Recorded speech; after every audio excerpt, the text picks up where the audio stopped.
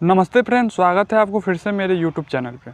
आज हम चर्चा करेंगे कि भारत ने 2 दिन पहले चावल के एक्सपोर्ट पे बैन कर दिए है। हालांकि यह बैन जो है वो बासमती राइस पे नहीं लगी है। बासमती राइस को छोड़ करके जितने भी चावल है वो सारे चावल के निर्यात पे अब भारत सरकार ने रोक लगा दी है। दुनिया के करीब 140 देश में भारत चावल एक्सपोर्ट करती हैं। पिछले साल 2022 में करीब 22 मिलियन टन चावल एक्सपोर्ट भारत खुद की थी। लेकिन अभी जो है बासमती राइस को छोड़ करके जितने भी चावल हैं उस सारे चावल पे भारत ने निर्यात करने पे रोक लगा दी है।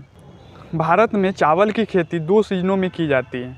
एक तो नॉर्मली गर्मी के सीज़न में की जाती है, जो कि मई जून में चावल का बुआई कर दी जाती है और सितंबर अक्टूबर आते आते इस फसल की कटाई कर ली जाती है। लेकिन जितने भी साउदर्न स्टेट हैं वहाँ पे चावल की खेती ठंडी में भी की जाती है। वहाँ पे अक्टूबर नवंबर के करीब चावल की बुआई कर दी जाती है और मार्च आते आते इस चावल की फसल की कटाई कर ली जाती है।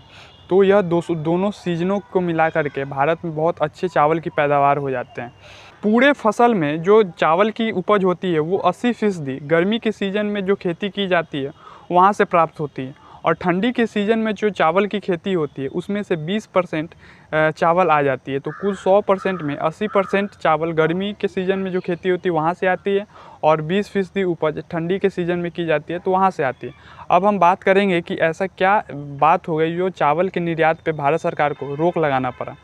तो अभी के समय में आप देख ही रहे हैं कि मानसून बहुत लेट से आई है, और कई जगह जहाँ पे चावल की खेती अच्छी से की जाती है, यानी कि जैसे वेस्ट बंगाल हो गए, आंध्र प्रदेश हो गया, पंजाब हो गए, यहाँ पे चावल की खेती जो है बहुत अच्छी तरह से की जाती है।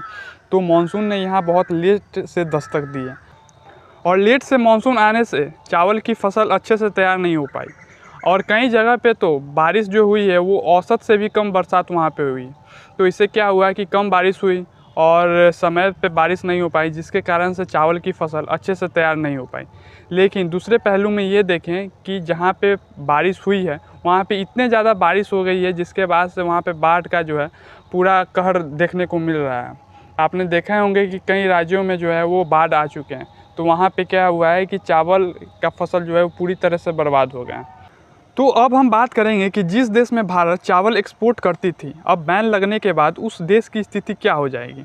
तो स्वाभाविक सी बात है कि उस देश में चावल की प्राइस हाई हो जाएगी, यानी कि उस चावल की प्राइस जो है वो बढ़ जाएंगी। एक एग्जांपल से हम समझते हैं कि पिछले साल आपने देखा होगा कि यूक्रेन से व्हीट एक्सपोर्ट नहीं हो पा रही थी बाकी सारी कंट्रियों में, क्योंकि वहाँ पे ब्लैक सी ग्रेन डील का कुछ मामला चल रहा था, जिसके कारण से यूक्रेन अपना अनाज को बाकी देशों में नहीं पहुँचा पा रहे थे।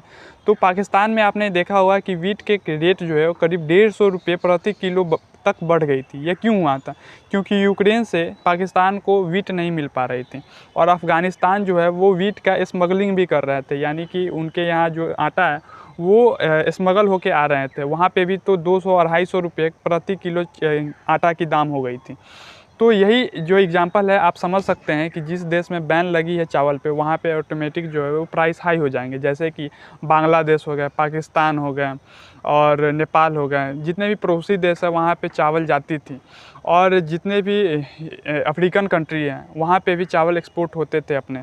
लेकिन यह बैन होने के बाद उन सारे इलाकों में जो है वो चावल की प्राइस हाई हो जाएगी।